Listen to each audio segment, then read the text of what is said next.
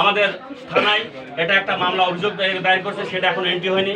এই বিষয়ে এখন আমরা আমাদের যাদেরকে অভিযোগ করছে, এই যে তারা মিথ্যা মামলা দিয়ে আমাদের নামে যে হয়রানি করতেছে, আমরা তাদেরকে এর প্রতিবাদে আমরা কোনো রকম মামলা দিতে পারি কিনা, তাদের যদি কোনো থাকে সেই বিষয়ে আমরা এটা নিয়ে আমরা দলীয়ভাবে সিদ্ধান্ত নেব।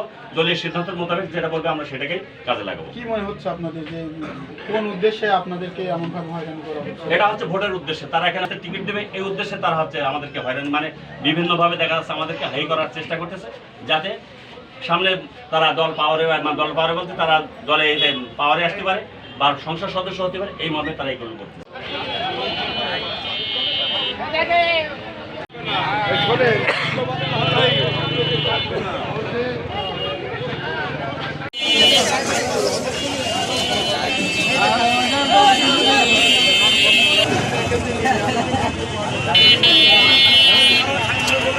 I need